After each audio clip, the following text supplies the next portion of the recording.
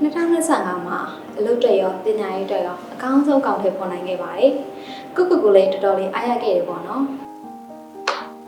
2025ကတော့အလုံးမှာစိန်ခေါ်မှုတွေအခက်အခဲတွေကိုလုပ်ပေါ်ကံမဲ့တဲ့တူအကောင်းဆုံးဖြည့်ရှင်းနိုင်ခဲ့ပါတယ်။မှတ်ရကတော့ရုံးက step party မှာ iPad လေးပဲပောက်ခဲ့ရပါပဲ။ iPad နဲ့ online learning တွေလုပ်ခဲ့တယ်လို့ရုပ်ရှင်နဲ့လည်းတော့အားကြီးကြည့်ခဲ့ရပါတယ်။ကျွန်တော်ကတော့ operation ဘိုင်းကိုတာဝန်ထားတယ်ဆိုတော့တနစ်တာလုံးကျွန်တော်တို့ဘဏ်ရဲ့ customer တွေအတွက်လိုအပ်ချက်တွေကိုစိတ်တိုင်းကြအကောင်းဆုံးလုပ်ဆောင်ပေးနိုင်ခဲ့တယ်လို့ကျွန်တော်ယုံကြည်ပါတယ်2025ရဲ့အမှတ်တရကြီးဆိုရင်တော့ရှင်အလီဘီတန်ကြောက်တဲ့ဒေတာတွေကို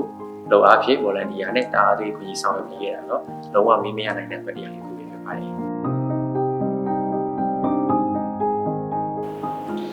2026ကတော့ရှင်ခုံရတဲ့နေ့လေးတစ်နေ့ဖြစ်ပါတယ်။နှစ်သက်မှာကိုဘွားအတွက်အကောင်းဆုံးအချိန်မှန်တစ်ခုရဖို့တော့ရှိရထားပါတယ်